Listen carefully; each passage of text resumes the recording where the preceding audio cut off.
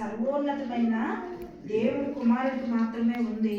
ఆయనే ప్రభు అయిన క్రీస్తు. ఆయన మన మన పాపాలన్నీ క్షమించకపోతే ఈ రోజున మన పాపాలకి క్షమాపణ అనేది లేదు. అనేది ఒక రిఫరెన్స్ చెప్తాను, చదవండి.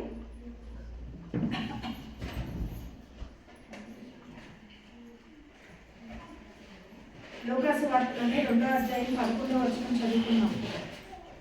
11వ వచనం, దావీదు పట్టణమందు నేడు రక్షకుడు మీ కొరకు పుట్టి ఉన్నాడు, ఈయన ప్రభువైన క్రీస్తు.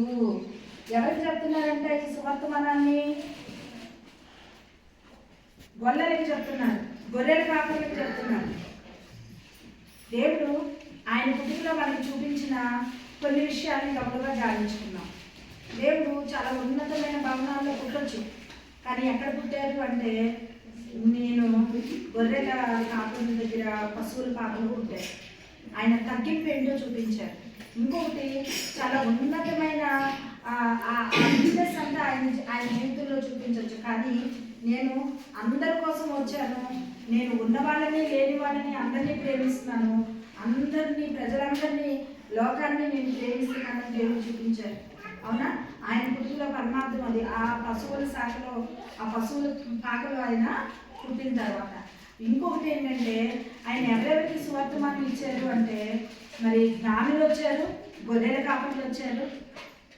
జ్ఞానులేమో ఎక్కడెక్కడి నుంచి వచ్చారు అంటే ఆయన దగ్గరికి బంగారం, గోళము, సాంబ్రాణి అన్నీ తెచ్చి సమర్పించుకున్నారు.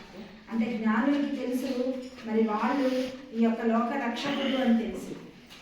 హల్లెలూయా.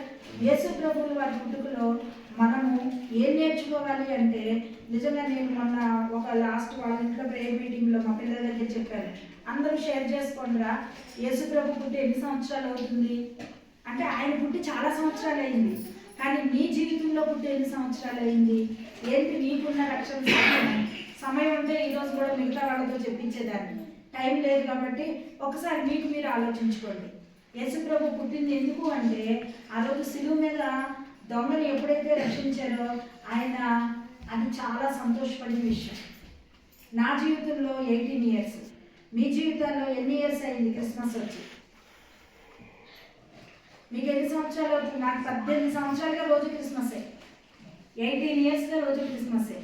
ఏ రోజైతే యేసు ప్రభు నా అంతరంగంలో పుట్టారో, ఏ రోజైతే యేసు ప్రభులో నేను రక్షించబడ్డానో, ఏ రోజైతే నేను నా పాపాలు క్షమించబడినాయో, ఏ రోజైతే నిజ రక్షకుడు, లోక రక్షకుడు అని అంగీకరించామో, ఆ రోజు నుంచి కూడా ప్రభు నా జీవితంలో ఉన్నారు. మరి అది లేకపోతే ఈరోజు లోకం అంతా క్రిస్మస్ చేసుకుంటారు, ప్రపంచవ్యాప్తంగా. నాకు ఈరోజు మన వాళ్ళ కన్నా బయట వాళ్ళ దగ్గర నుంచి ఎన్ని మెసేజ్ వచ్చినాయో తెలుసా? Happy Christmas, happy Christmas, happy Christmas అని.